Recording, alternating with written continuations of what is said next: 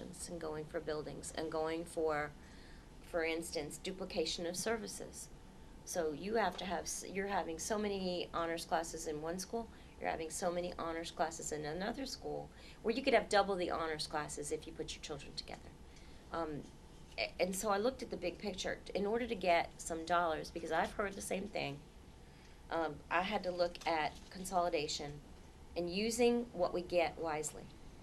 So that, for instance, I can then make sure that every school is going to have a reading specialist. And not some schools aren't going to have anything because they're magnets.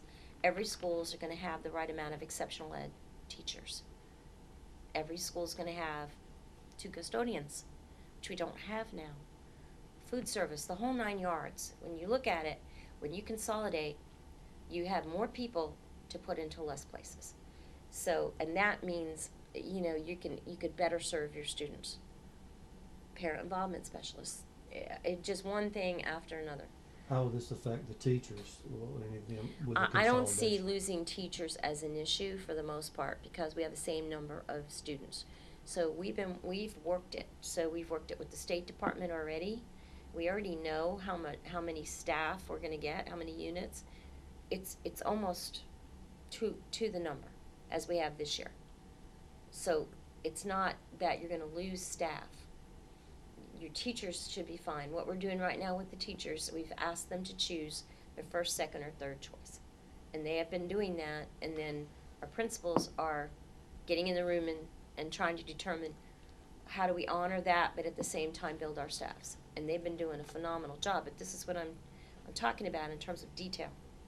You know, so I don't really see that we're going to have a loss in teachers, but I think we'll have positions to advertise. What is that like? We were talking before Ricky and I went on camera with you, but the details that you're having to do every day, just for It's incredible. So the first thing we had to do was set the zones. If it's going to be a neighborhood school, we had to do the zoning. We had given a semblance of what a zone would be, but we had to drill down. And of course, I heard from some people about this street and that street and whatnot. So as we drilled down, we first had to set the zones. Then we had to create it so that you could go in and put your address in. I mean, these are all details. I had to work with the county and the city just to get maps, upload appropriate mapping. So now any parent can go in, type in their address, and they'll see what zone they go in. So that was the first thing. The next thing was we had to identify every student, every single student, and where their home address was, and then plug them into, they were already plugged in. We had to get all that information. Then we sent all that information. Meanwhile, I'm identifying principals because you know I moved principals. So if, as Jeff and Sue are going to go to the 2 Gerards, I have to send them and have sent them the details of their student enrollment now. So now they have that. So next step, what are they doing? They're going to contact the parents by postcard, by letter.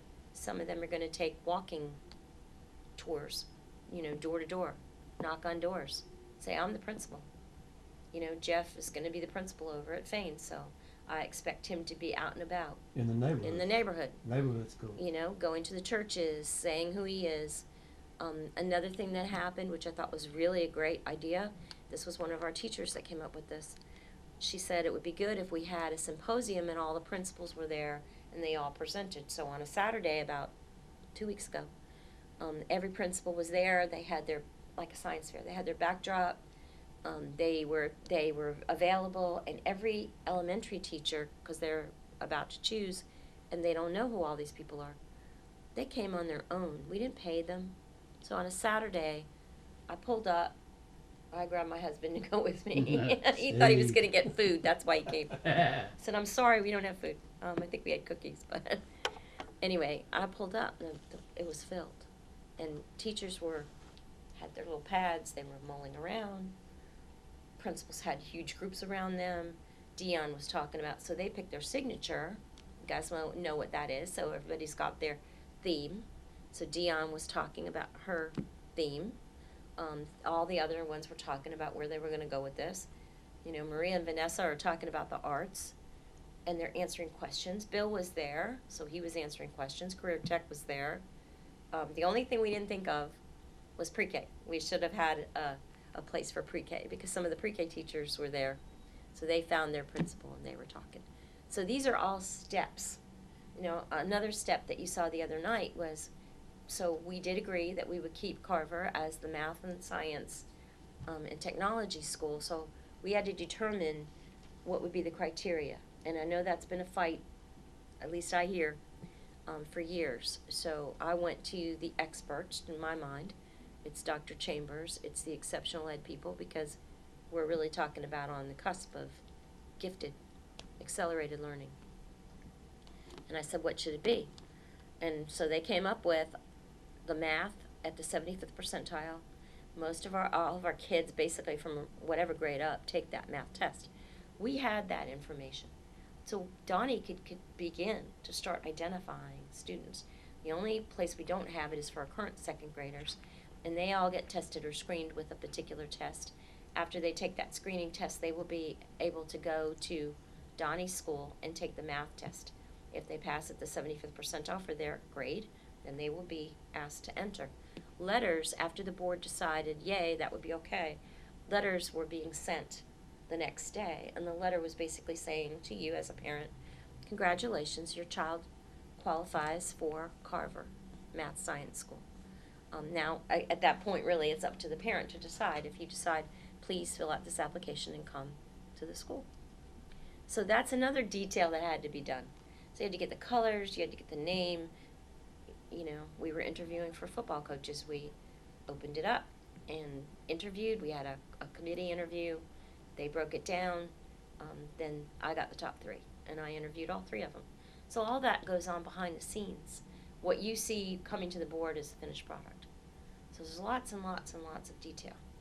There's, for y'all to get where you want to go, you're having to do it in segments and segments, and sometimes the public is not seeing their segment yet. Oh, no, because not there's yet. 12 more before you get to That's that right. decision. So it's like, to me, it's like a big puzzle, but it's also like cards. Like if you were to build one of those, you know, things for cards, and it just like a domino effect. That's what we have to do, because if we miss a step, all of this is not going to be any good. So the amount of thought and detail that's going into that, no, we haven't gotten to talk to boosters yet, and they want to know about band uniforms, and they want to know about their dollars, and all. We're going to get there. But for now, my priority is working to try to get teachers placed. And to the extent possible, I want to give them their first, second, or third choice. And there are going to be times when, if everybody picks one school, you know, you got to kind of picture this in your mind. So dealing with this many teachers, if all the elementary people tend to lean towards 1 or 2 schools, then that first place choice is not going to be open. Then there's a second place, and there's a third place. And so I have to staff people. I'm looking to staff as many people as I possibly can and put them in their first, second, or third choice. To me, that's the priority right now. Also, schedules. People aren't, I mean, they don't understand that part of it, or they will understand it, of course. But the high school and the secondary schedules are critical right now. We have to know, because we have to know who's going to be teaching honors. The meeting I just left was about training for honors teachers. So we have to know who are going to be in those spots. Nick, I'm going to let you go. Will teachers be able to, their kids be able to go to the teacher school, even if they're not zoned for it, to their mom? So we're going to try. If they chose a first or a second or third choice, and we can get them in their first, second, or third choice, then hopefully they'll be able to bring their children. But what everybody has to understand is that, so just like I said about magnets, so I have zoned a school. There are X number of children already in that zone. When the principal says, okay, you can come to this school, if they pick 30 teachers and all 30 teachers have 2 children, that's another 60 children. So we do have to look at that, because we don't want to overcrowd classrooms or overload. But, you know, to the extent possible, I would hope that they would get to bring their child to a school that they want to teach in. I wanted to talk to you about the junior high, or the prep academy, which nobody has really talked about much. We haven't, no.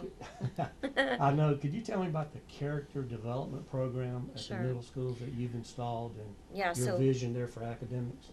So you already had a program, and it was a good one, and so, but what was happening was it was only at certain grades, so we infused another grade, and then we brought it up to, I believe, 5th and 6th grade and 7th grade, and now we're in the high schools.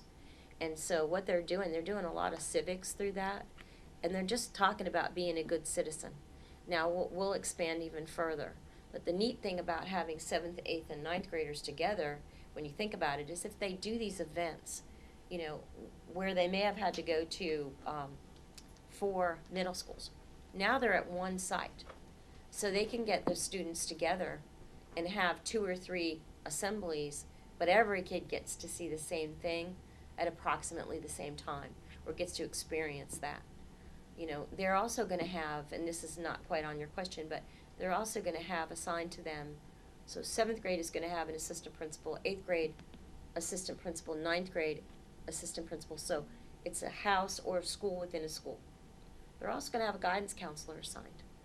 So while you may see this as a large school, it's going to be the school within the school concept. Wow. So 7th grade students are going to know who their counselor is and who their assistant principal is right then and there. Parents Kinda are like going to their know. headmaster for That's each right. grade. So parents are going to know who to go to. Teachers are going to know who to go to. We're going to have probably